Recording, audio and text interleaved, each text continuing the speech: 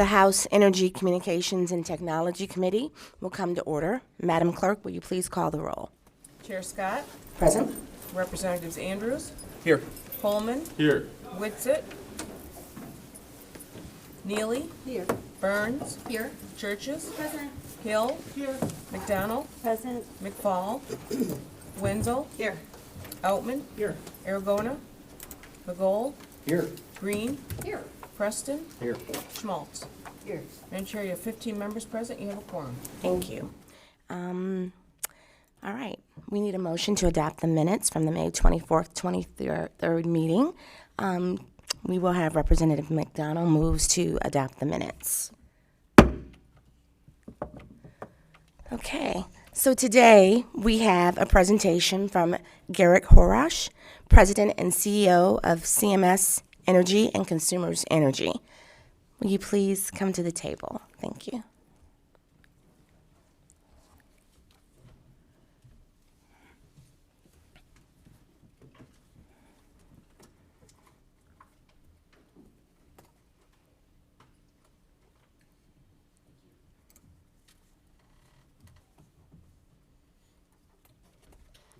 Good morning. Glad to have you here today. Thank you for the opportunity. Absolutely. Thank you, Honorable Chair Scott, as well as Vice Chairs Andrews and Wenzel. Thank you very much for the opportunity, as well as all committee members. Thanks for your service, one, to Michigan, but also the opportunity to be here today. Excuse me. Can you push the right? Yes, That's your thank icon. you. Perfect. Thank you. Yes. I'm Garrick Rochelle, President and CEO of both CMS Energy and Consumers Energy.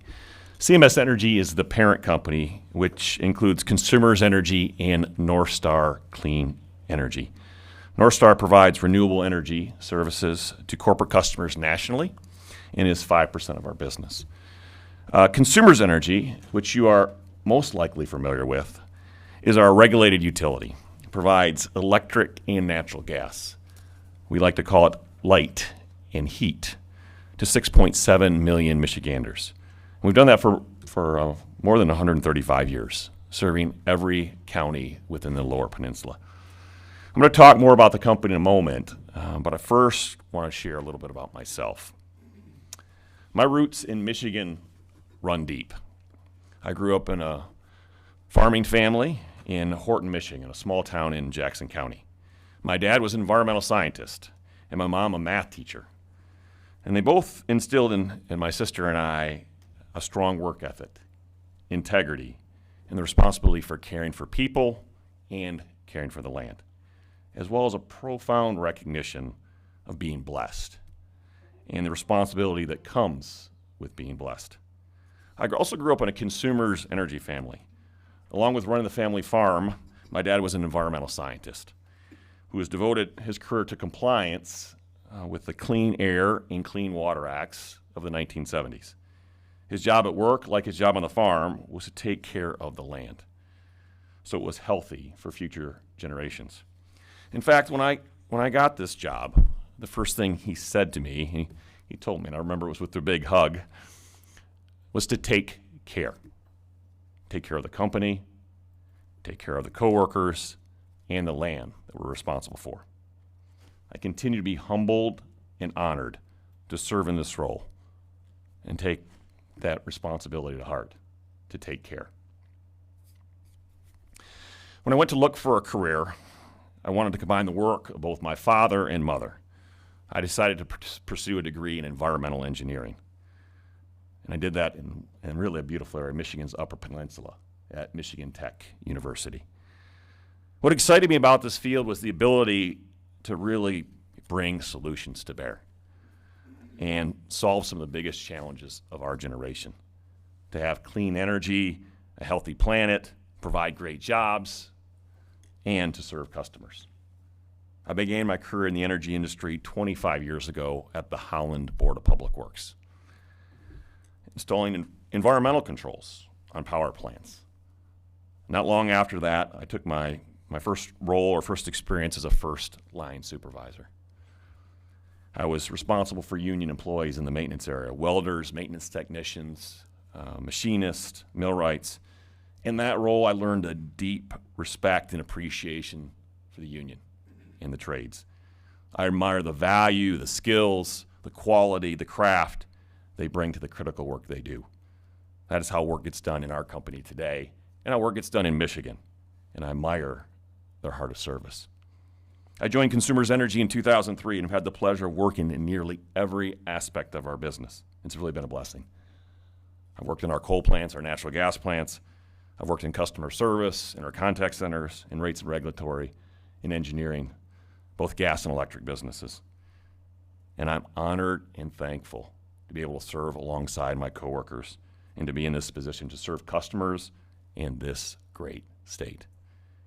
It still excites me today on what we can do, that we can create new ways to serve Michiganders with not just heat and light, but this connectedness of mobility, and to continue to protect our state lands, water, air, and continue to position Michigan to thrive with a healthy economy, providing great jobs and great customer service.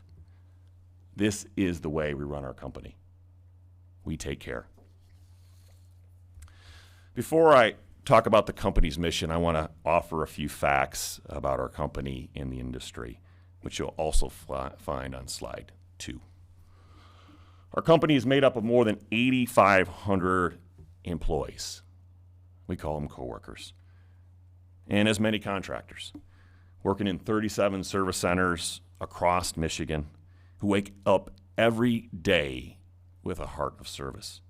We provide heat and light and connectedness for, as I said, 6.7 million Michigan residents in every county of the Lower Peninsula of Michigan, working every day to ensure the systems that deliver electricity and natural gas, the quality of life, are safe and they're ready for increasingly severe weather in frigid Michigan winters or in sweltering summers. We are among the Michigan's largest landowners, responsible for more than 100,000 acres of land in the state. We're among the largest taxpayers in the state, paying more than $660 million annually. We're responsible for the majority of the infrastructure that keeps Michigan running. In our gas business, we operate over 2,400 lines, or miles, I should say, of large transmission pipelines. Over 28,000 miles of gas distribution lines, 8 compressor stations, 309 billion cubic feet of underground gas storage, one of the largest natural gas storage facilities in the nation. In our electric business, we are responsible for 8 electric generating plants, 14 hydroelectric plants, and one of the largest pump storage facilities in the world. It's number 4 in the world. It's in Ludington, Michigan. We're also responsible for 1.6 million electric poles, over approximately 100,000 miles of distribution line. You can go around the world 4 times with the amount of line that's out there. 1,100 substations, and of course, solar farms, solar arrays, and wind farms, all connected by a vast network of underground and above ground technology. We employ people who answer the phones, who design technology, who construct and manage our facilities, and hundreds of roles in between across the state with a 41% unionized workforce. Running our vast gas and electric system requires investments in infrastructure. We invest heavily in Michigan. Our investments support the demands to run and maintain the system as it is today and for the future as we lead the clean energy transformation. We continue also to provide ways of integrating into increasingly complex system, more renewable resources, charging of electric vehicles, and preparing for battery storage. These investments are the driver of our 5-year, $15.5 billion capital investment plan to enhance the safety and reliability of our systems as we move toward net zero carbon and methane emissions. We are the second largest investor in the state of Michigan. This equates to roughly $3.1 billion of capital investment annually. We also spend about $1.5 billion every year on operations, maintenance, energy waste reduction, and other employer costs, and $700 million annually in purchase power, bringing our total spend in Michigan to approximately $27 billion over the next 5 years. Because of our responsibility to take care and serve our coworkers, customers, communities, our company focus is on more than just the bottom line. Our mission is measured in our results, balanced across 3 things: people, planet, and prosperity. Let me repeat that: our mission, people, planet, and prosperity. So I want to go through those in the slides in detail and tell you what it means to us. People. We frame that as our customers and our coworkers. First, our customers. An unwavering commitment to serve. Now I realize, and I know we have work to do when it comes to reliability and resiliency on our electric distribution system. I will talk more about that in a moment. But I can assure you, every single one of our coworkers is squarely focused on serving our customers. It shows up in rain and snow and sleet and on hot summer days. Our coworkers strive to provide excellent service for our customers while working safely and ensuring the safety of both our electric and gas systems.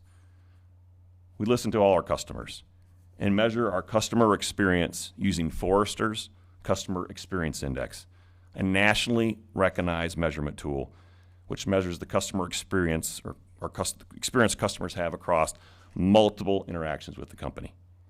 We benchmark our performance annually, and we consistently benchmark in the top quartile, not just within our industry, but across all industries. Another data point we closely watch is customer complaints. Well, one complaint is too many. Based on utility benchmark data, we set our goal to maintain first quartile performance of less than 36 complaints per 100,000 customers. And I'm pleased to share we have achieved first quartile performance since 2019. We listen to our customers, and they tell us this: we want safe, clean, reliable, and affordable energy.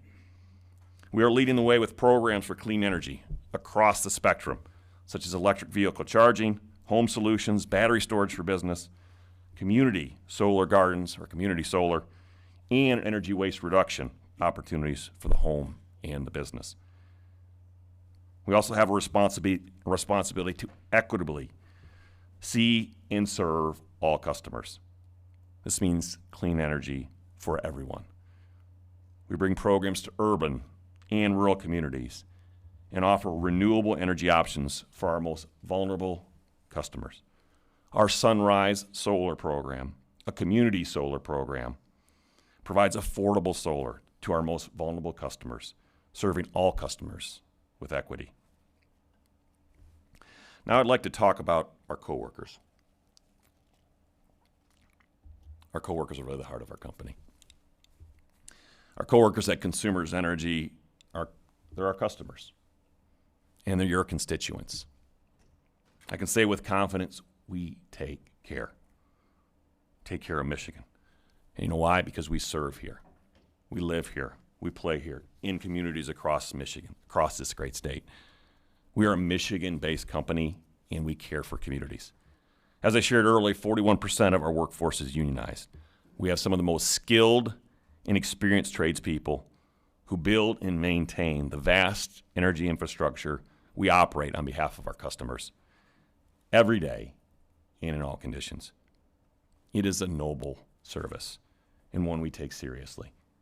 Our coworkers care deeply for our customers and work every day to make their lives easier, whether it's fixing a broken pole in the yard or helping a customer with one of our programs to save money, or even upgrading a compressor station across our natural gas business so it's prepared for the coldest winter day.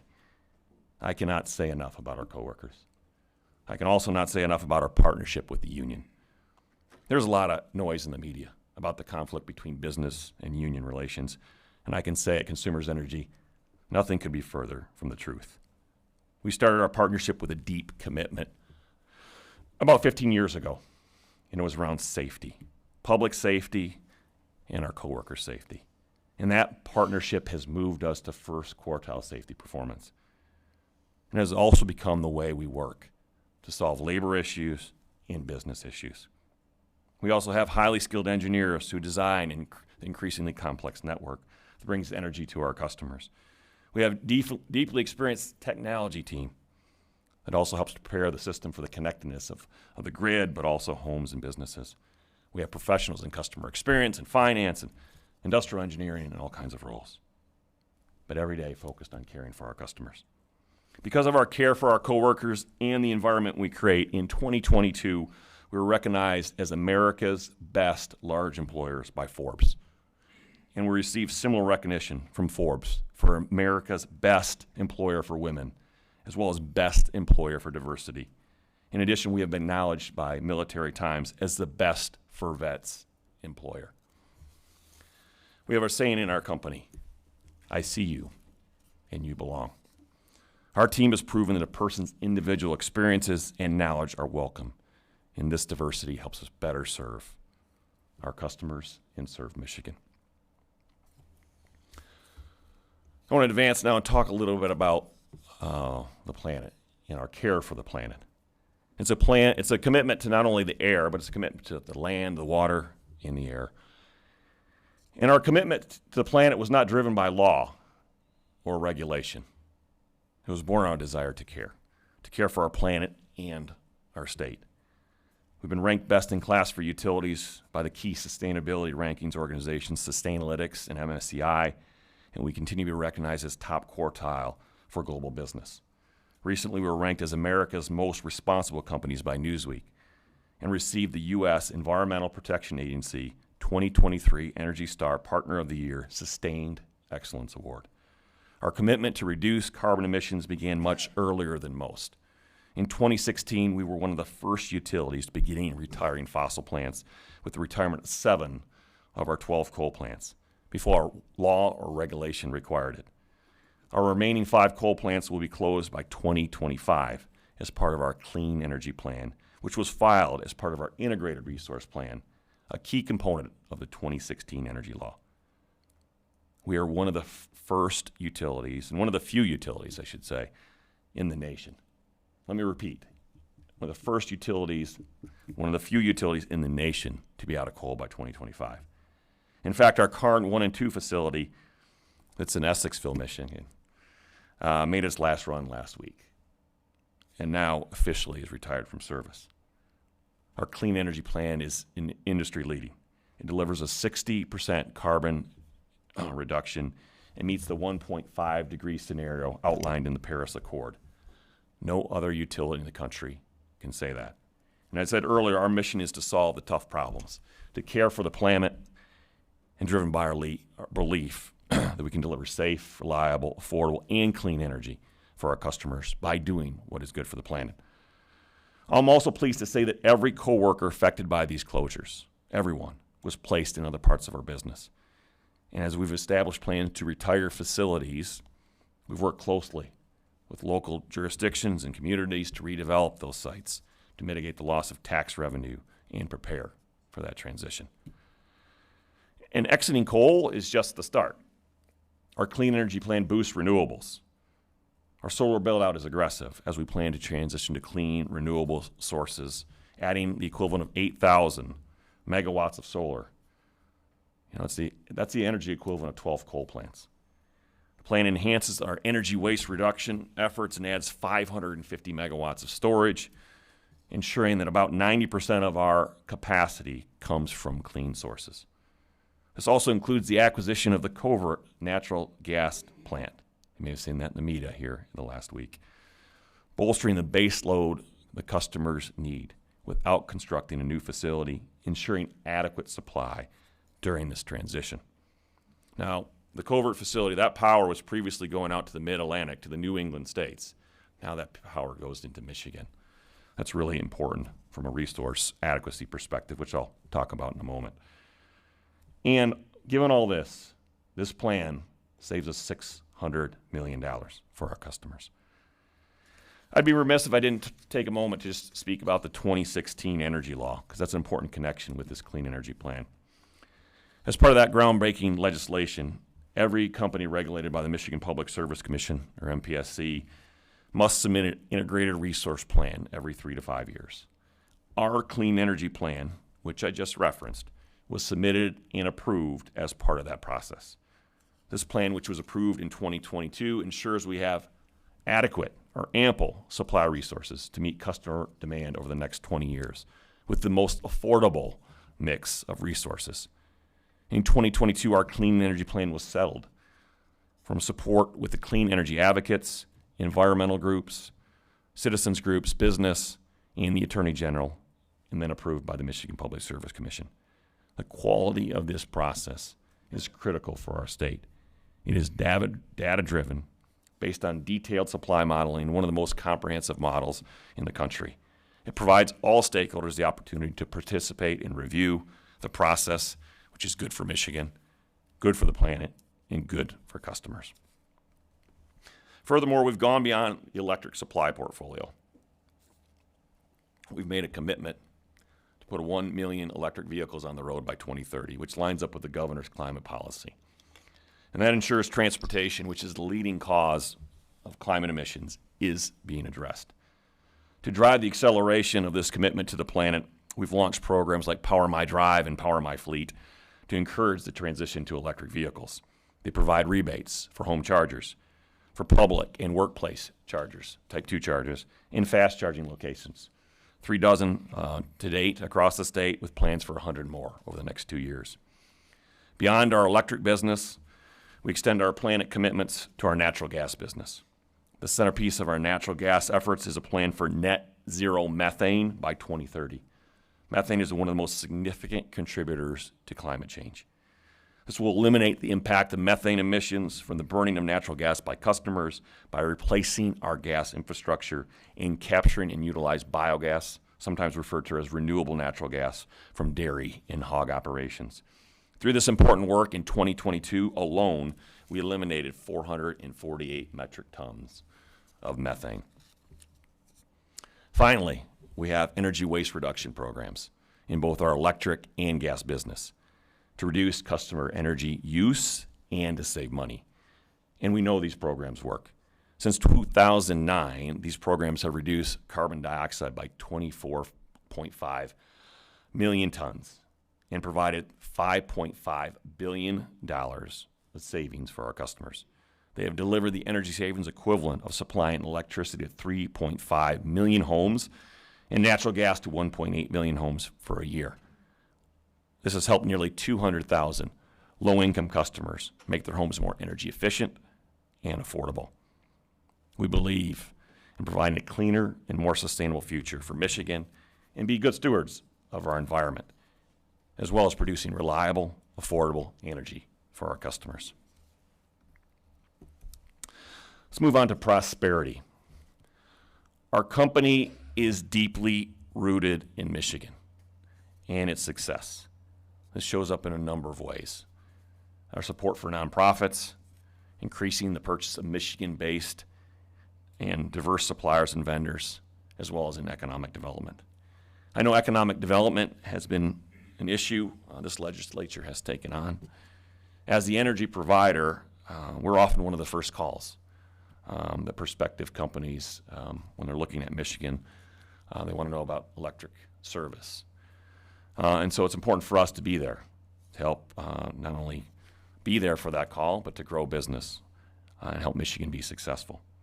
We work closely with the Michigan Economic Development Corporation, the governor's office, and local economic development organizations to attract and grow business in Michigan. And we do this through ensuring we have energy-ready sites, competitive rates, renewable energy, and energy waste reduction options. That's a major reason why, since 2020, leaders in automotive, medical technology, food processing, polysilicon, chips manufacturing, and other industries have located in our service territory to the tune of $11.8 billion of investment in 14,500 jobs. In addition to our work to grow Michigan, we take seriously the support for communities. We do this through 2 methods, both through the company and through Consumers Energy Foundation, a nonprofit funded by company donations, not included in customer rates. Our support for communities shows up in the work to keep bills affordable through bill credits and assistance for low-income customers. We know that's critical to provide support to those who are struggling. In 2022 alone, we provided more than $38 million of support to vulnerable customers. I'd also like to highlight the important work of the Consumers Energy Foundation. The Consumers Energy Foundation has provided $169 million of support to customers and communities since 2009. Through our foundation, we support community programs, basic needs, early education, low-income assistance, workforce readiness, diversity, equity, and inclusion, and investments in the environment, such as restoration and conservation. We provide grants and we mobilize coworkers to volunteer as part of a positive impact on Michigan communities. In 2022 alone, the company, our employees, and retirees contributed more than $18.5 million to Michigan nonprofits, which includes more than $7.8 million from the Consumers Energy Foundation. Under the umbrella of prosperity, it's also important to discuss the importance of a financially healthy utility with a solid balance sheet and good credit ratings that allow us to attract capital and make investments in Michigan at a low cost to customers. We do that through an investor-owned utility model, which is publicly traded, much like many utilities across the United States and in many countries. That model allows us access to capital, along with debt financing, to make the needed investments in safety, reliability, and clean energy. I also want to be clear who our shareholders are, because sometimes they're painted as just as this broad brush of Wall Street. Our shareholders are pension funds for police officers, firefighters in places like New York, or school teachers in California, in many states and in between. The retirement funds for seniors who bought a part of a Michigan company, or they might be part of a mutual fund for someone's retirement. These pension funds, mutual funds, retirement funds, and institutional investors can invest anywhere, but they choose Michigan. They selected Michigan because of the investment opportunity, the fact it was a healthy company, the fact that there was constructive regulatory and legislative framework and environment here in Michigan. In exchange for their investment in us, these investors expect something in return. That's providing a pension and retirement distribution. We're not a high growth stock. That's not us. We're a solid, consistent, lower risk, trustworthy investment. We take our responsibility seriously, and we don't trade shareholder benefit at the expense of customers. Oversight is really through the Public Service Commission and the rate-making process. It's provided through the regulatory construct and proceedings that are transparent, allowing for participants and interveners, thoroughly reviewed by the experienced staff at the Public Service Commission, as well as reviewed and approved by the Commission. I've covered our mission: people, planet, prosperity, which guides our work. Now I want to move on to two critical areas that I'm sure has your interest: reliability and affordability. You'll find that on your materials on slide 6. For reliability, I want to cover some basics about our business.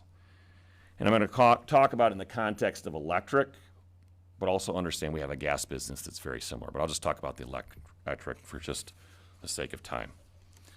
I'm also going to use these three terms. You'll see them up at the top of the slide there: resource adequacy, reliability, and resiliency. And the image on the left side, that shows our supply, right? That's where the energy comes from. Today, these are coal plants, these are natural gas plants, these are hydroelectric dams, they're solar and wind farms. This is the energy we generate. And we put it on the distribution system, we put it on the grid, and we call this resource adequacy. Think of it as supply, right? We want to make sure there's enough of it, right? That's the whole idea. We want to have the supply to meet the customer's needs.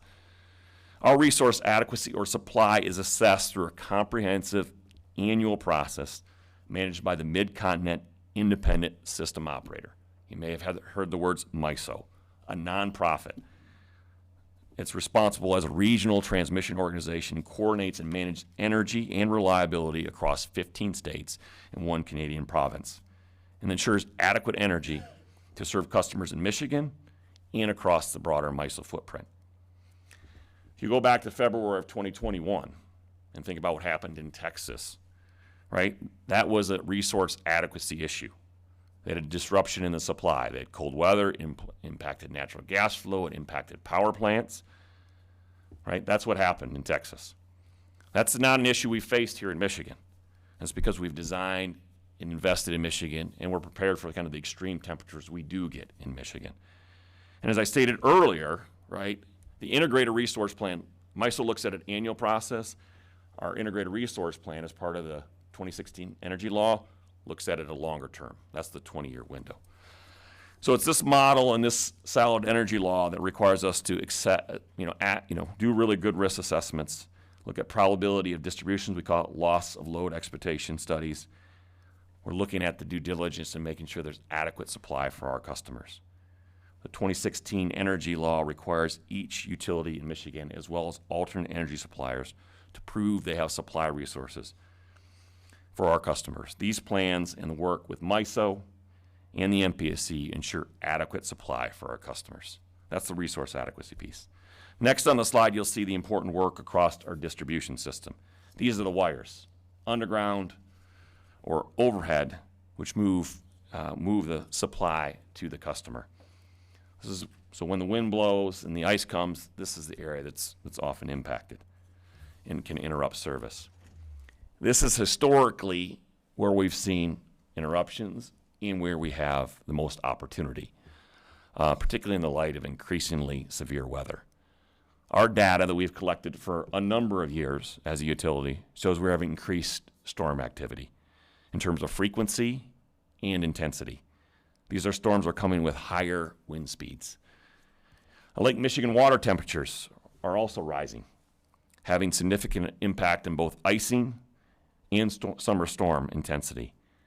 8 of our most impactful and severe storms have occurred in the past 20 years. The electric distribution system was not designed for this level of intensity, which means we're going to need to continue to invest in that system to harden our system for the future. These are longer-term investments, which reflect the need to prepare not just for intense weather, but the future needs of the grid. So this is often referred to as resiliency. Reliability, I like to think, is the here and now, the interruption the customer has. Resiliency is that longer-term plan of preparing for the grid. And so I know my coworkers were in here in March, Tanya Berry and Chris Laird, and talked about and testified to our storm response efforts. And so I want to take a moment to talk about what we're doing and our response, both in 2022 and continues in 2023, in terms of reliability and longer-term resiliency. In 2022, Consumers Energy completed more than 2,000 electric projects to build a more reliable power grid to reduce power outages for our customers. Customers experienced a 20% improvement in reliability in 2022. More than 96% of our customers who experienced an outage were restored in 24 hours or less. Although we've made good progress, and that's directionally good, we recognize our performance is not good enough. And we will continue to prioritize investments and work to continue to improve the grid reliability and longer-term resiliency. It's important to note that we base our reliability investments in data and best practices. We utilize best practice from a multi-year utility study completed by the Electric Power Research Institute. You may be familiar with the term EPRI. It's sponsored in a large part by the Department of Energy and by utility companies. And so I want to give you some examples of the work that we've done in 2022 and we continue to do in 2023. One of them is, we call it forestry or tree trimming. We live in a very beautiful state. There's all kinds of wonderful trees. And trees are the number one cause for outages across our system. Traditional tree trimming is the most effective way to reduce outages and to shorten the outages and improve system reliability. In 2022, we cleared nearly 7,500 miles of power lines and have significantly increased our forestry spend to trim more trees every year. In fact, we've doubled it in the last 3 years, and we continue to increase. For circuits cleared entirely in 2021, tree-caused outages decreased by 62% the year following clearing. This year, we're on target to spend $108 million in forestry and tree trimming related work. We're also using data and advanced analytics to better predict tree-related outages and target our resources to be more efficient in our tree trimming work. Another example, sectionalizing and fusing. Think of this much like the fuse box in your home. You make the system smaller. Much like your home fuse box, if you think about it in terms of if you have a trip. If you've got friends over, you've got a lot of crock pots, and you trip a fuse in your home, the whole house doesn't go out. You lose a portion of it. The same thing can be true across the electric system. In 2022, we installed over 8,000 fuses. We're planning to install 7,000 fuses in 2023, making the system smaller, more sectionalized. So when an interruption occurs, it impacts fewer customers. We're also adding automation. We continue to modernize the distribution system with smart meters, sensors, and automated devices working together through an advanced distribution management system, or ADMS. We can monitor our system more efficiently, make adjustments, optimize power delivery, and solve problems often before a customer even notices. In addition to that, we've added automated transfer reclosers. This is a great example of automation. This year we're installing 123 new ATRs to prevent power outages and improve reliability for our customers. ATRs are much like a traffic officer. And when there's an interruption, they reroute power. And that, particularly within a loop system, that restores power quicker and avoids interruption for our customers. In addition, we're doing infrastructure upgrades, hardening the system. We replaced nearly 10,000 poles in 2022 with stronger material to withstand higher winds and upgraded or rebuilt 100 substations. We're also pursuing undergrounding. We proposed a pilot program in our current electric rate case to underground just over 10 miles. As weather extremes intensify, undergrounding is recognized as a best practice. Today, our system is about 10% underground in comparison with other Midwest utilities who are 35 to 40% underground. Undergrounding is not for every situation, but we intend to pilot and install where the data identifies it's most needed. This is an important resiliency measure for the future, and with approval from the MPSC, we intend to grow this pilot to about 400 miles on an annual basis. Our reliability and resiliency plan will require continued capital investment. The MPSC provides an important function of ensuring those investments provide for the best benefit for customers, and they approve overall expenditures. They also provide visibility and accountability through their performance standards and commission actions. Let me be clear. We never want to see a customer without power. That's not good for the customer, and that's not a good day in our business. And so I recognize, and I've certainly heard the hardship of many of our customers, particularly our most vulnerable customers. And so know this, we leverage the entire workforce, as well as contractors, to restore power in a safe and quick manner during all events, and even our biggest events. And we're going to continue to make investments to improve reliability and resiliency for all customers. Our organization is squarely focused on improving reliability and resiliency. Every one of our coworkers. It's job one. And what it means is fewer, shorter, and less frequent outages, while preparing the grid for the future. Let's move on to affordability. Our customers count on us every day for the energy they need. But it's also our responsibility to serve them to keep bills just as affordable as possible, or as low as possible.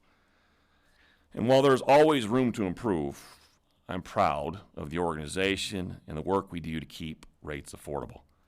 But it's also important to remember that the rate is only part of the formula that makes up the bill. Customers don't pay the rate, they pay the bill, which is a function of both the rate and consumption. Our average electric customer pays $4 per day for electricity. For the last 10 years, our customers' bills have been below the national average. And in 2022, our bills were 13% below the national average and 2% below the Midwest average. This reflects less electric consumption in Michigan due to several things. the important work the company has done across our energy waste reduction programs, as well as our lower reliance on air conditioning during the summer months. Our average gas customer pays approximately $3 per day for gas, which is 19% higher than the national average and 11% higher than the Midwest.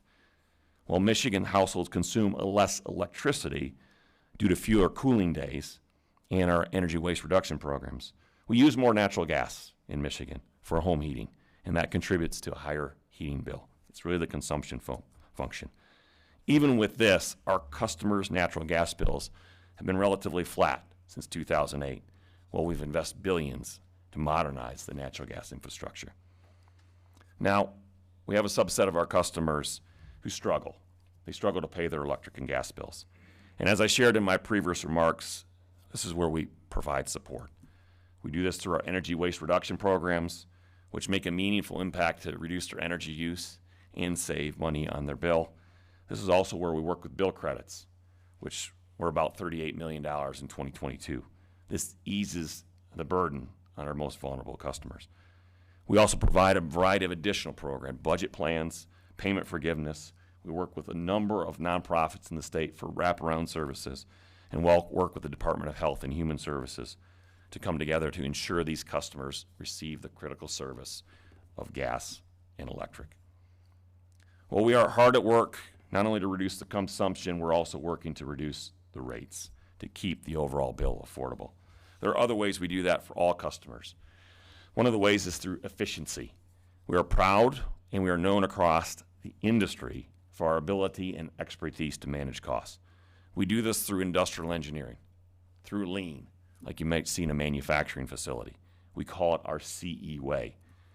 We do this in partnership with our union, who are the closest to the work and see the opportunities to work smarter, to improve customer service, and to be more cost efficient. We are also laser focused on getting better every day in our operational performance. In 2022, because of our efficient operation of our own electric supply assets, think our power plants, we were able to generate electricity at a lower cost than the MISO market. That saved our customers over $560 million. And our clean energy plan, which I referenced earlier, saves our customers approximately $600 million over the course of the plan. On the gas side, our customers benefit from our ownership of one of the largest natural gas storage fields in the nation. At 309 billion cubic feet of storage, this storage system allows us to buy gas in the summer, when typically it's less volatile and it's at a lower cost, and then we store it, and then we deliver it to our customers in the winter. And that avoids the volatility and high cost of winter natural gas prices, helping to lower our customers' heating bills. I've also in the appendix provided a breakdown of the bill. I'm happy to talk about that after or during the Q&A session. Serving energy is a noble and critical role in the state, and we take affordability of the services seriously at our company. Our support for programs that are thoughtfully designed, that work for our customers, that help to lower their consumption and effectively manage their energies is an area of focus. We also work on the rates. Like I said, we're never satisfied. We want to continue to improve our cost structure, not just today, but well into the future, and pass ultimately those savings on to customers. As I wrap up, I recognize I've shared a lot, right? There's a lot we do. There's a lot we do in our communities. There's a lot we do across the state.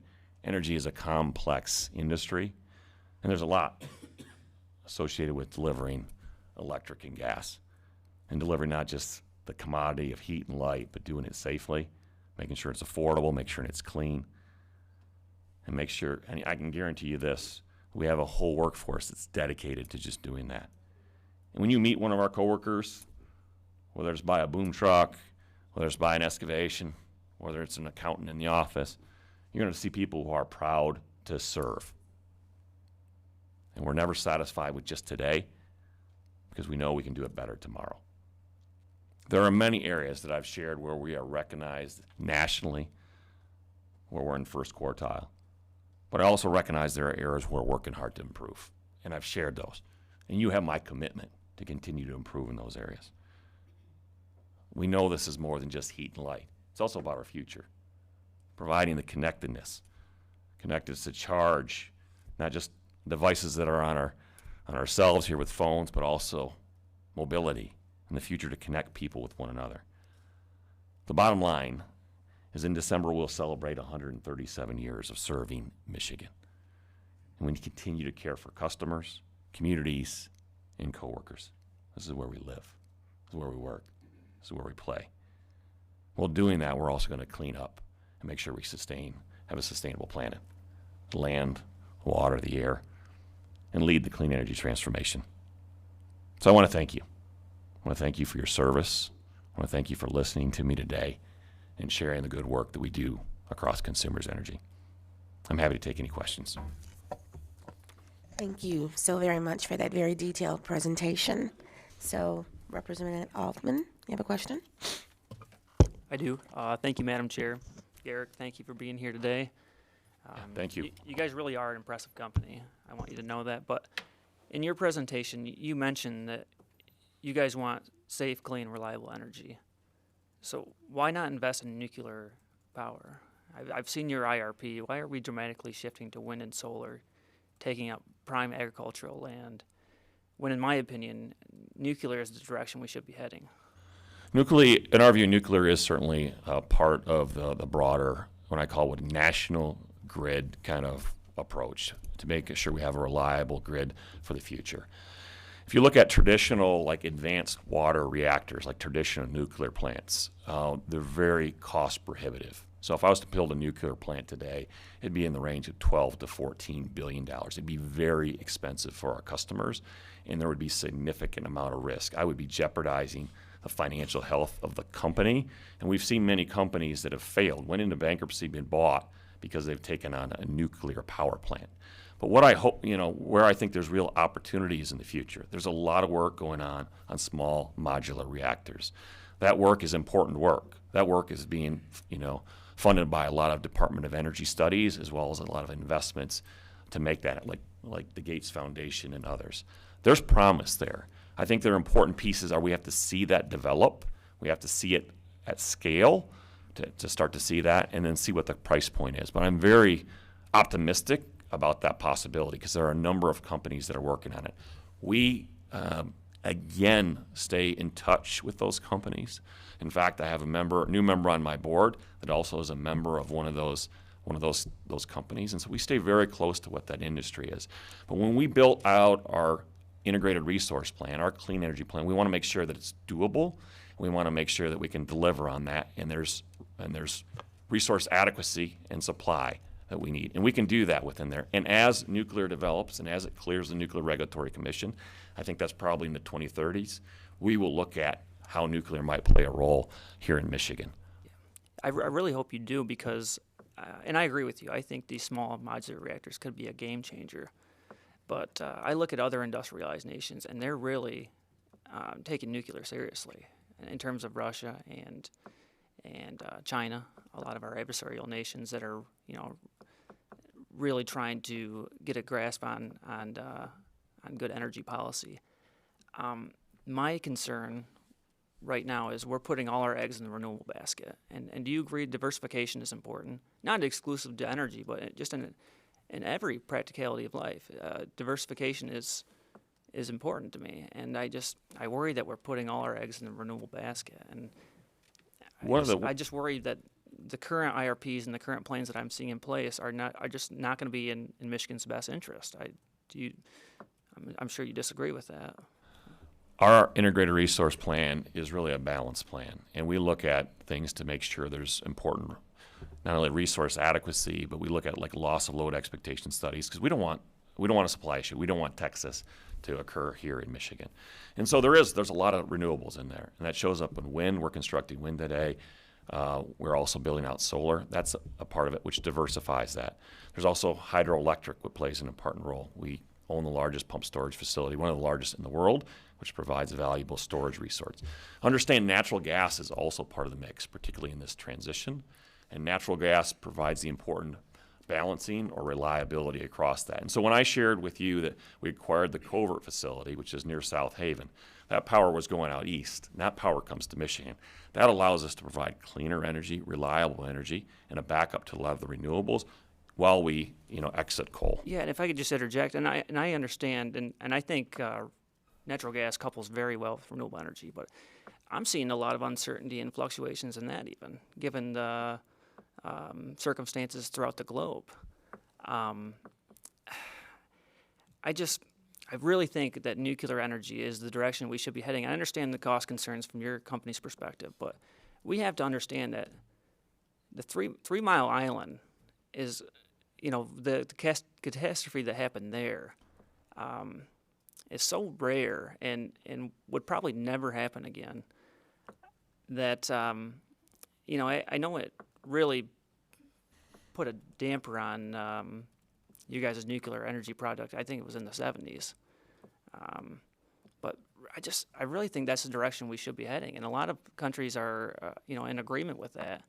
I just look at this renewable agenda, and I'm not anti-renewable by any means. I feel like there should be a component there in our energy portfolio that has significant renewable aspects to it. But, you don't have to look far to see how these policies play out. And forgive me for my returning committee members, because I've spouted off on this many a times, but I look at Germany as a really interesting case study.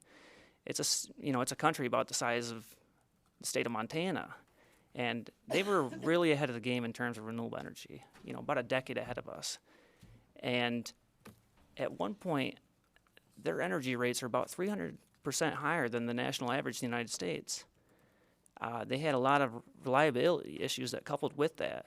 And now they're backtracking. Now they're building coal plants like they're going out of style and trying to purchase natural gas and other fossil fuels from our adversarial countries such as Russia. And I feel like we're not learning from their mistakes, and we're heading down that same path. Do you guys look at other countries and Germany in particular as a very important case study in this conversation, in my opinion? We study European utilities. Again, we work to have a balanced portfolio that is diversified. As I stated earlier, our belief is nuclear is part of the mix, and it's really going to be important for the Nuclear Regulatory Commission to streamline the process for SMRs. It's going to be, or small modular reactors, it's going to be really important for these first pilot plants to be constructed. I think there's real possibility there, and that nuclear should be and can be part of our solution for the future. I just don't think that technology is ready yet. And frankly, those SMRs that they've been certified, but they haven't been licensed. And so NRC and kind of our broader energy policy within the country really has to move to be able to support nuclear. But I agree with you that nuclear has to be part of the mix when we think about clean energy in the future. We just want to make sure it's also affordable for our customers. Yeah, and I appreciate that. I appreciate tolerating my long rant here, but I feel like we're literally and deliberately designing an electrical grid that forces us to hope that there's enough wind blowing or that it's not too cloudy. And I worry that this plan is an ineffective way to attract people and businesses to the state of Michigan. That's my main concern. I hope I'm wrong. I hope you can come back here in a couple of years and prove me wrong, and I will eat my shoe. And I have pretty large feet, so. I don't want you to eat your shoe, but certainly, those are the things we worry about. Those are the things we think about. We don't want significant resource adequate power issues, and so there's redundancy that's built in the system. We think about those things, but I certainly appreciate your comments. I appreciate today. you being here, and I appreciate you taking tough questions and being in the hot seat. And you've always been a great resource to me personally, and I hope you continue to be so. And again, thank you for being here. Yeah, thanks for your comments. Thank you. Chair recognizes Representative Hill. Thank you for your presentation. All these questions of costs. You stated very clearly that nuclear is more expensive right now, and I think that's and that you're looking at it, but it's clearly not ready, and that there are other technologies that are ready, and that you're making those smart investments. So I appreciate that. Sorry, and then my computer is trying to restart, of course. Thank you, Bill Gates. So. Technology. So, my question is, you spent a lot of time reviewing what you work on, your sort of mission and values of your people are, and that's all really terrific. But I wanted to make sure that we understand in the regulatory framework, what are the actions that you are allowed to have a profit on, and what are the actions that you are not allowed to have a profit on? Because I think it's critical for us in understanding in the regulatory framework that there are actions that regulated utilities are allowed to make a profit on, and there are things that are not. Yeah, thank you for the question, Representative Hill. And so when we make capital investments, we're allowed, that's the only thing we're able to make a return on is capital investments. And when we finance those, we do it about 50% debt and 50% equity. And the debt is, really a pass-through from a cost perspective. We're able to earn that return on the equity stake by our investors. Fuel costs, O&M costs are direct to the customer. We call it pass-through. That term itself seems kind of arrogant in my view, because we work to reduce those costs, as I shared in my presentation, but we earn an ROE on the capital investments by our equity investors. That's the return. That is regulated by the Michigan Public Service Commission. We through testimony, through the rate case proceedings, and all the interveners have the opportunity to participate in that process. That's how that ROE, or return on that equity investment, is governed. And it's my understanding, and you can correct me if I'm wrong, that your regulatory filings used to be about 300 pages long and are currently more than 1,000 pages long. Yes, they have. One of the things that has been, I'll give credit to our commissioners and the staff. They have asked for additional materials to validate the benefits of the investments that we are making. And so we've done additional work to put testimony, to provide the business cases, to support the needed investments in Michigan. And I give a lot of compliments to the constructive nature of both the staff and the commission, because they're asking the tough questions. They're making sure they're prudent investments that benefit our customers. And so we're doing the legwork to build out the 1,000 pages of testimony that you reference, so that we can justify the investments in Michigan. And in making those justifications, my understanding also is that there was a need to catch up. And so I think one of the fundamental things that would help us make better decisions is if you could present us with more information about how these investments have changed over time. Because I think part of my understanding is that you're making these investments now in things like ATRs and in tree trimming because those investments were not made previously. And so I would like us to have information from the company regarding what the investments were in tree trimming, which we know to be most effective, and what those investments were over the past maybe 5 years or even longer, because that's money spent that you do not get a return on investment in tree trimming, correct? That's correct. So I would like to understand how that has changed over time. And I think it's going to be critical in establishing, you demonstrated the awards and things that you've received, but the lack of investment that's been made in the thing that would actually help reliability the most. And I have one last, so I asked for that. And then my last question is also regarding your investments. How much have you spent on political committees and political contributions in the last 2 years? Yeah, so if you go back about, and I'm going to give rough numbers, we'll provide you with the real numbers. We spent about 5 years ago, we were about $50 million a year in tree trimming. That's what we recovered in rates, and that's what we spent on the system. And now we're at, as I shared, at $108 million. I said we've more than doubled it, which is evident in there. And in this current electric rate case, we're going to be asking for more. So there was no issue of not investing in the grid. We were just at a lower level. Now, what's different than the past is not the investments, it's actually the weather. And again, as I shared in my prepared remarks, the weather is intensifying. When we see thunderstorms during the summer months of July and August, they're more frequent and the wind speeds are higher. up to 70 miles an hour, 75 miles an hour. These systems were designed to about a 45, 50 mile an hour wind when they were constructed in the 40s to 50s. So we've been investing in the system throughout time, but it really is going to require a step change in investments. And that's what you see in trade trimming by more than doubling it, and it's continued to ask for more to be able to really impact the reliability of the electric grid. That's also happened across our capital investments. We've invested more on a reliability basis. We invest about $1 billion a year annually on electric reliability across the grid. It was less than that in the past, but we invested every one of those dollars to improve electric reliability across the system. In terms of political contributions, we're a business leader in the state. We participate in the policy making process, and that's on all kinds of things. It's on energy policy, it's on the environment, it's on education, it's on a variety of different topics that are in front of the legislature.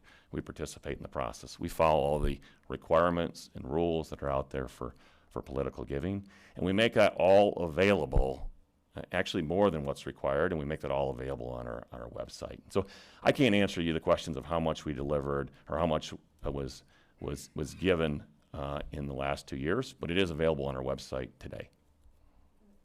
Quick follow-up. So where does that money come from? Is that That money comes from shareholders. It does not come from customers. so it's the investments that you're guaranteed by the Public Service Commission in the return that you have on the capital investments that you make. You are guaranteed 10% from the Michigan Public Service Commission on your capital investments. That's incorrect. We're not guaranteed. There is what they authorize as a rate of return, which is the 9.9, and we have to earn it.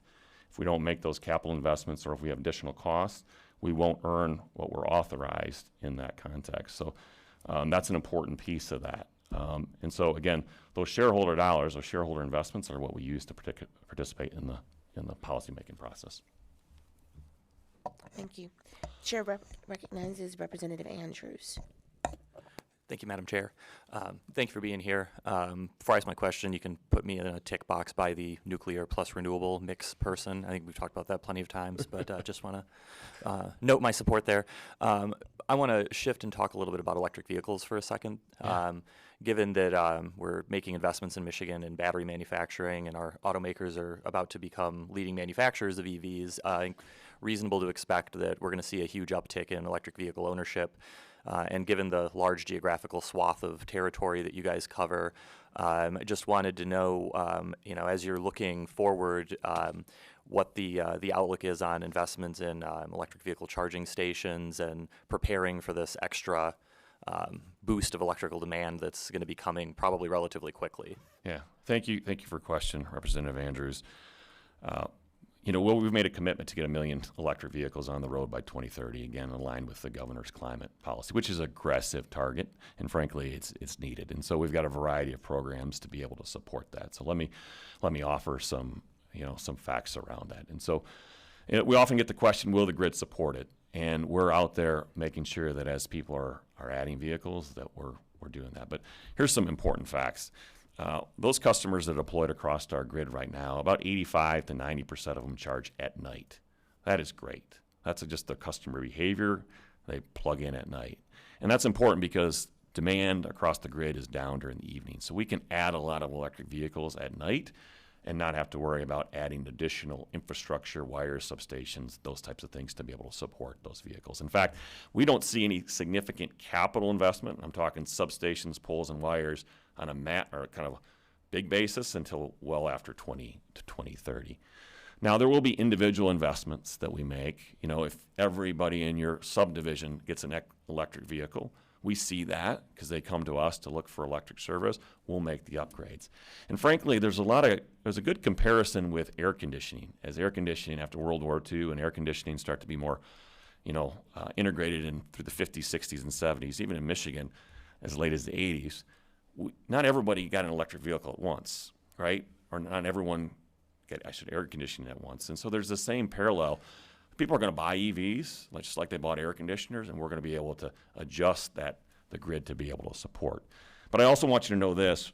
In our work, as we design new reliability projects and hardening across the system, we're also thinking about the additional capacity needs of electric vehicles. And so when I say we're improving for reliability and resiliency, not only are we thinking about the hardening of the grid for the wind, we're also thinking about it in terms of what do we have to do to supply electric vehicles across that. I would add that our Power My Drive, so the My is actually MI for Michigan, is we offer a concierge service for our residential customers because they buy an EV and they quickly run into the problem like, how do I install the charger? Where's a licensed electrician? Does the licensed electrician have an experience? We help them through that process, and we encourage them to get on a rate that's actually lower cost at night to be able to save money and also continue to encourage that charging at night. So, and also rebates on the home charger. So that's one way that we help encourage that. We're also working with the broad dealer network across the state. So when you're at the dealer, if you choose to go to a dealer, some people are going online now, we make that connection with the company to, again, encourage that. From a larger fleet perspective, we have a Power My Fleet program, and that encourages large-scale fleets to make the convergence. We work individually with the business. If you run a large construction business and you have a lot of vans and trucks, we'll work specifically with you, help you with the business case to make that transition, and ensure that you get the rebate for the infrastructure. And if we have to upgrade substations, we take care of that as part of the process. And so it's those types of things because, again, most people are charging at night or at their work location, and so that's the type of work we're encouraging. In addition to my prepared comments, also fast charging. I drive an EV. Fast charging is absolutely wonderful. We're encouraging that in over 100 locations in the next 2 years. Thank you. I appreciate you bringing up the reliability piece on that because when we had testimony previously, there was some concern about, if you lose power for a couple of days and you have electric vehicles, you could really be out of luck. So I appreciate you guys integrating that into your thought process. Yeah. Thank you. Chair recognizes Representative Churches.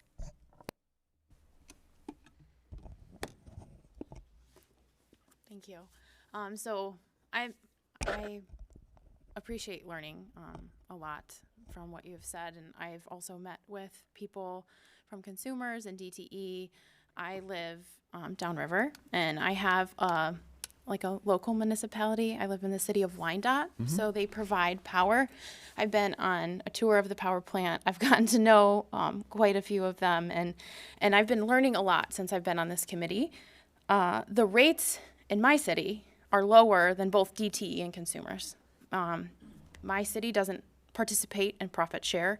They are not a for-profit organization, and they serve in a smaller capacity, right? The people that work there, they know when there's a line down between Spruce and Cedar. They know who lives there. They are able to service our community in a very tailored way. Your company, although you're trying to provide the service, is very large.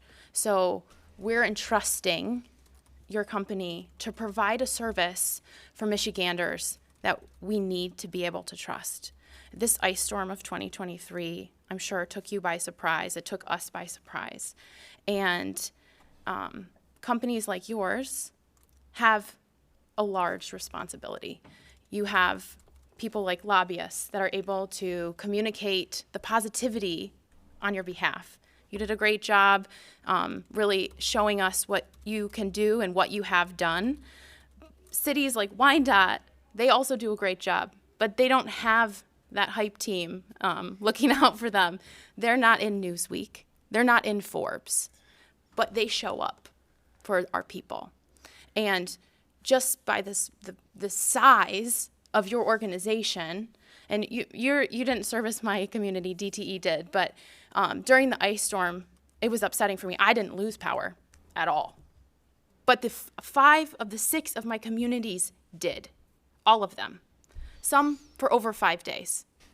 I had women who lost their breast milk. I had some people who didn't have medicine.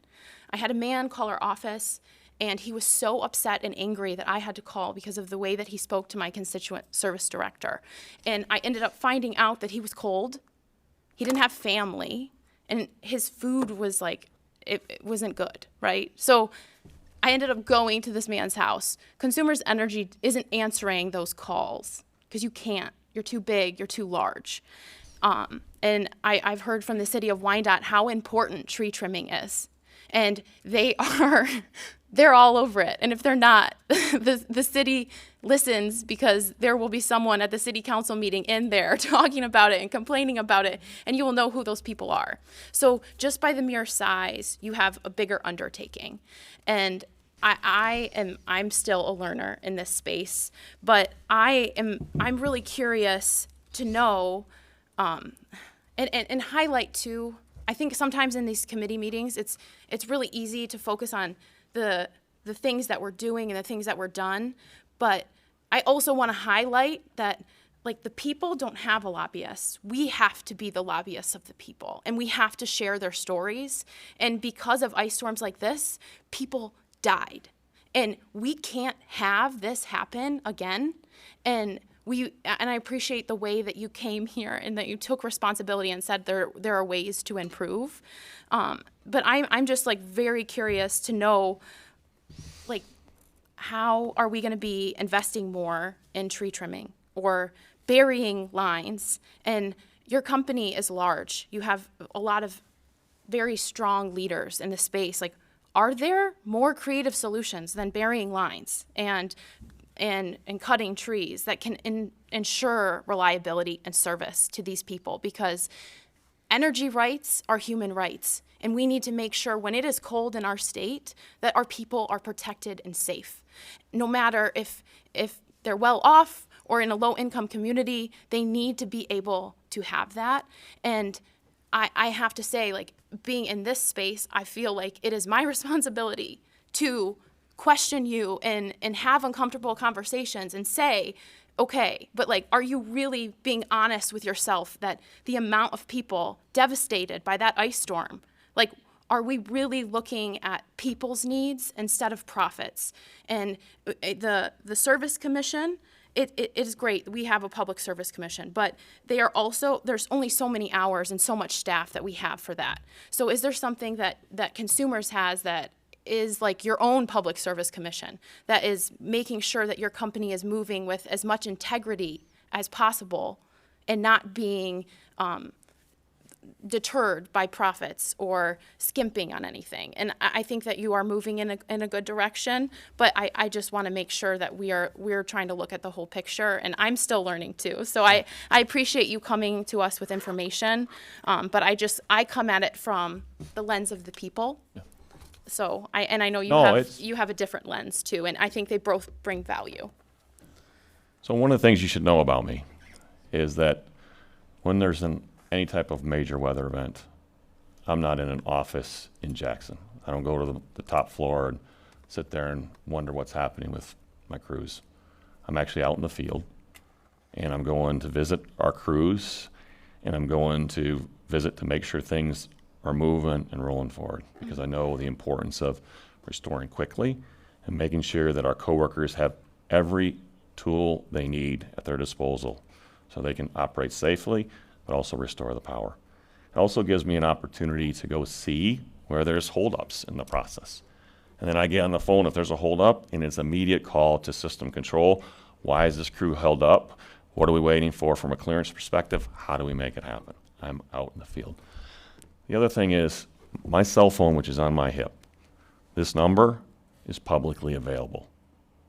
This isn't my personal cell phone that no one can access. I take calls from customers. One's calling me today. I met her during the storm. She's calling me today about a different issue. I take the calls here. Sometimes I have to push them over to the call center if it's a smaller issue, and so they have the account information. But I hear from our customers. I hear from customers. I'm with customers who don't have power, who have medical issues, who have got to go and move to the hotel room. I'm on the conversation with them, so I do hear from our customers.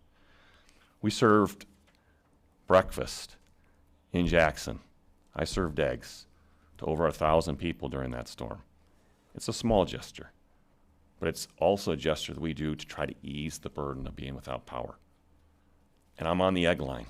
I'm talking with customers. I'm going around the table. They're sharing their stories. What happened? So I want to be really clear. I'm connected with our coworkers and what's going on in the field, and I'm in with our people, the customers, and what they're going through. Do I hear every story? No.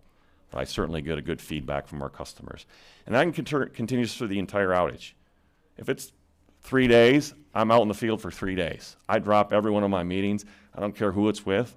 I drop it, and I'm out in the field. Because that is the most important thing we have, is to restore our customers.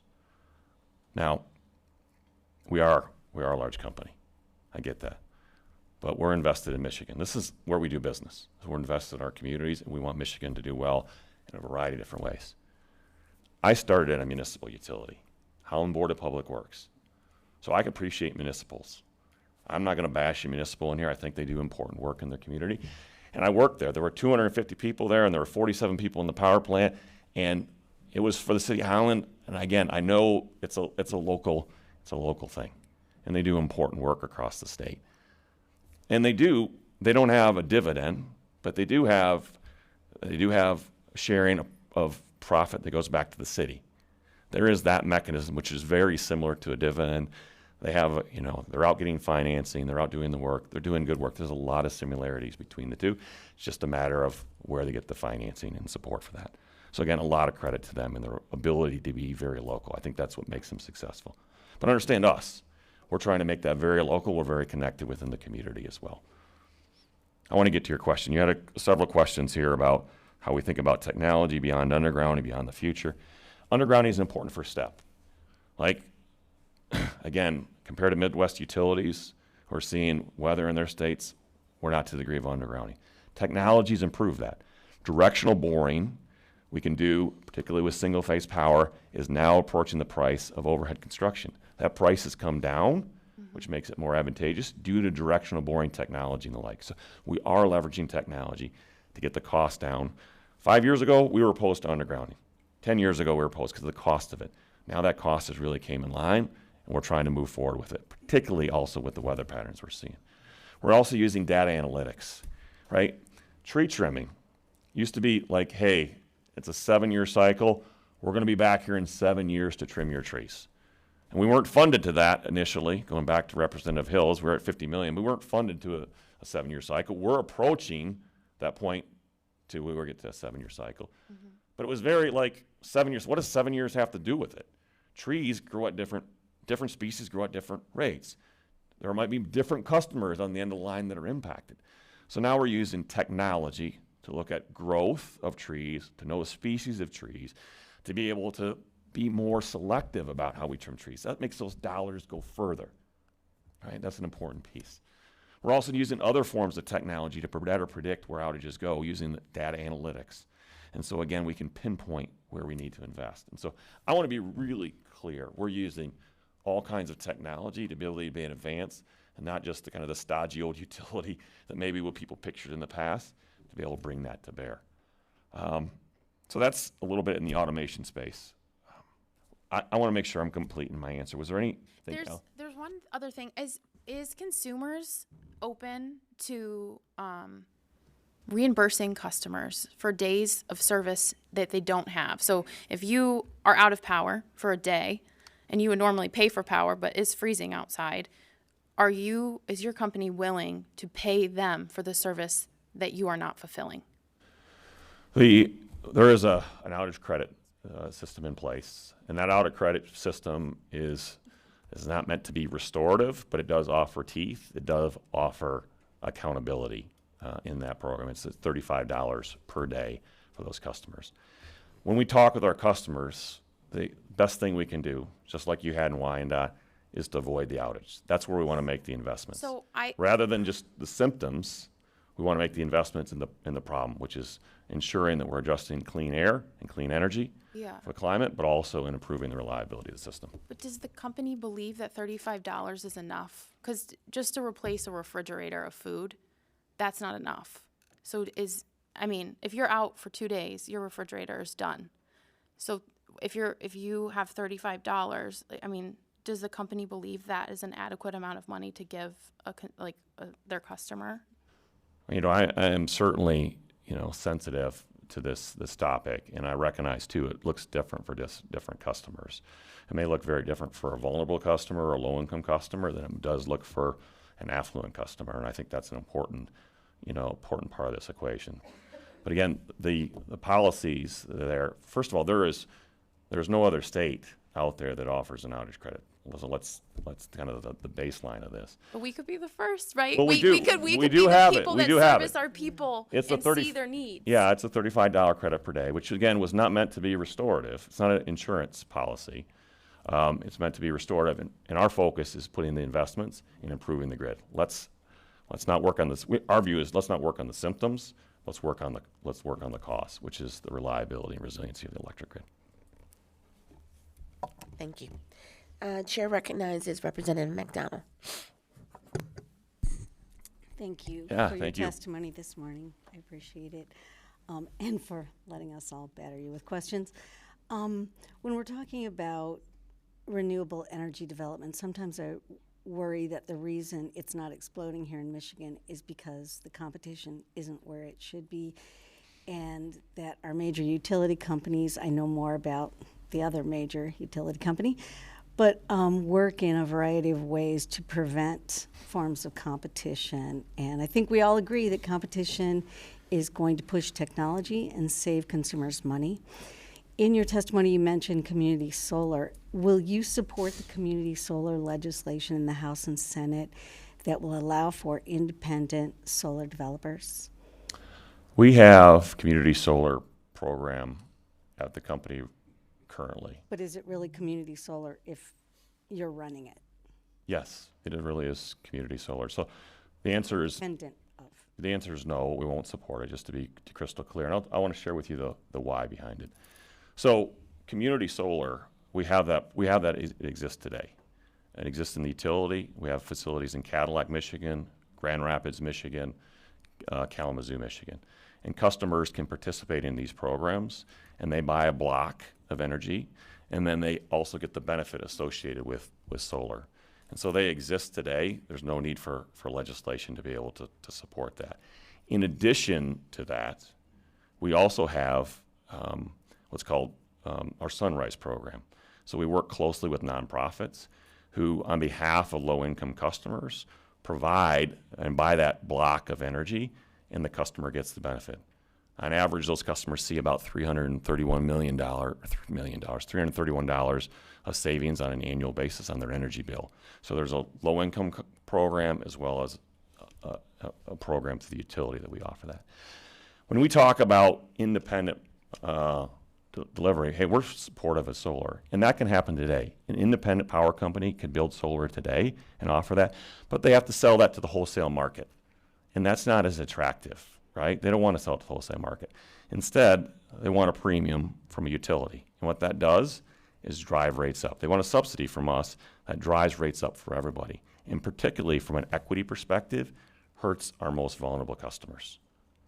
So what you're asking is for deregulation. And we are opposed to deregulation. It's just in a different form of deregulation. And bottom line, that third party, that development, is not regulated. And they can sign any agreement with any customer at any price, and the utility is expected to take that price and administer the program. I don't think that's fair for us to take it at any price, right? There's a cost to all customers, and I don't think it's fair for us to administer the program to deliver that to our customers. We're going to be the ones be taking the calls. We're going to be the ones be taking the complaints for these third-party actors that are unregulated that can charge at any price they want. Our solar prices are very competitive. In fact, we find that our prices are a third the cost of competitors who do it on a local scale. So, and this isn't about price and competitive. We're very competitive in this space. We bid out all our solar work. The developers that you're talking to that want to do community solar are the same developers we do when we bid out all our solar projects here in Michigan. So they have ample opportunity to participate, and we use that competitive bidding process to get the best price for our customers. Okay, I have another quick question. Lansing's working on codifying the governor's Michigan Healthy Climate Plan to phase out coal by 2030. And since Consumers is working on a similar goal to phase out coal by 2025, can you guys be constructive partners by helping us achieve that plan and codifying the My Healthy Climate Plan in Michigan? Yeah, we've been very supportive of the governor's My Climate Healthy Plan, very supportive of that. And we've shared within the members of this committee, but also members of the Senate committee, the need to be constructive on that. Some of the bills that have been introduced in the Senate go much further and are much narrower than the governor's climate plan. So asking for a more aggressive timeline, which has implications for our customers, both in affordability and reliability. And it's made it very narrow in technologies. Even our federal government in the Inflation Reduction Act has taken a broader view of the technologies that can be used. And so there's work to be done, but we certainly want to be constructive, both from a House and Senate perspective. Appreciate that. Yeah. Thank you. Yep. Thank you. Chair recognizes Representative Wenzel. Thank you, Madam Chair, and thank you so much for being here today. My question is a little simpler. We all know that talent retention is very important, and we continue to see Michiganders fleeing Michigan, it seems, especially our young people. Every employer I talk to has a problem employing people. So I'm sure with a company like yours, you have the same problem. So what are those, and how are you meeting those needs? Yeah, it is very difficult to be able to attract talent across the state, even with very competitive wages and benefits package. And particularly where it shows up in our, what I'd call our more office staff, it shows up in engineers and it shows up in data analysts or data scientists. And then across the trades, it really shows up in those that are journey line workers and important gas workers across their system. You can't go find a journey line worker today. They exist in the state, but there's just not enough of them. And so what we've had to do is a couple things. From a kind of the professional staff that's in the office, we've had to go much earlier in the process, and that's work with robotics, encourage STEM in the schools. That happens at the middle school level, the high school level through FIRST Robotics. That's where we're starting to interest kids and students in engineering and data programming and science and getting name recognition with those. We also work with all the universities in the state to attract interns early on, and we're giving offers for employment before they're even complete with their internship if they're the right candidate, again, to lock them in. So that's one way we do it from an engineering and technical staff. From a trades perspective, again, we've got to go early in the process. We're in the high schools talking with students about the trades and the value of the trades and how it's so important. We work closely with our union partners to do that. And like I said, we can't hire a journey line worker, or if you do, it's few and far between. So we've really went down to the apprentice path. And so the way that works, we work with the high school, we get them interested in the community college. We work with Mott, we work with Lansing, Alpena, Muskegon, Jackson, Grand Rapids, all those community colleges. They go through a 6-week course to be able to do that, and then we take them to training school. That's a climbing school, electric school. We work in close partnership with our union to do that. We also have a VETS program. If you're returning from service, that's an important area. They've just returned from service, they're looking for a job. That's when we go after them to get them interested in that. And then they start apprenticeship. And that's a lengthy process. We got to go and home grow them. We also do similar on our gas business. If you can operate a shovel, which sounds pretty easy, if you can operate a shovel, we'll hire you and we'll train you. We'll train you to be an equipment operator first, and then we'll teach you how to fuse pipe and do other important work. And so it's an important question you've asked, but it's really, we've had to go upstream a long ways to be just because of the talent shortages we have here in the state. Thank you. Representative Goli? Thank you, Madam Chair, and welcome. I appreciate you coming here and presenting today. My question, sir, is you spoke about the decommission of so many of our fossil fuel-based energy generations. Considering some of the shortfalls we've seen across the country, do you think we're moving too fast at the rate that we're shutting them down? I mean, nobody can predict the future with the electric vehicles entering the market. Should we be waiting and seeing what's ahead? One of the benefits of the 2016 energy law was this integrated resource plan. And if you're what I call a load-serving entity in Michigan, you've got to make sure you have adequate supply to meet the demands. And that's not just today, that's looking forward in the future. And it's, again, I've stated here in my testimony and several times, that's a really rigorous process. And we look at a variety of probability and risks. And that good energy law ensures Michigan has adequate supply for the future. And that can come from a variety of different areas through a variety of different diversified resources, including importing energy into the state. But all that is looked at within that process.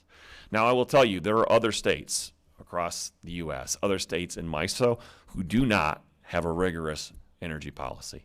And so often, or I shouldn't say often, but sometimes you hear from MISO this warning about the electric grid. And I will say there are different states, I won't name them, that don't have a rigorous approach. And as a result, they are retiring things and not replacing them at the same pace. Unfortunately, we're all connected in a national grid perspective. And so if something happens in another state, it potentially could impact Michigan. So we think about those things, but again, our focus is continuing to ensure that the power here in Michigan and the lights come on in Michigan. And so that balance of making sure we have lights on in Michigan is something that comes as a direct result of our integrated resource planning process. If I could just real quick, so Very you feel quickly. comfortable with the plan going forward? You don't think that you're being pushed too fast into clean energy? I feel comfortable with the plan we have going forward, and what is good about the integrated resource planning process is we look at it every 3 to 5 years. So if things change, if we see this big ramp up in electric vehicles coming, or if we see, hey, that we're not able to get this done, or we see there's a massive advancement in technology and storage technology, we're able to incorporate it. Or even to Representative Outman's, if SMR takes off and we see the scalability and cost profile, we can change and we can adjust. And so that's also beneficial part of the process. Thank you very much. We're really going to have to wrap it up. I'm sorry. There are a few other reps that have questions, but we'll let you know who they are and you can answer their questions directly. We are going to have to end the meeting now, but we really appreciate you coming in today and taking so much time and giving so much information and, being here. We appreciate that. Thank you very much. Thank you. You're Thank you so much.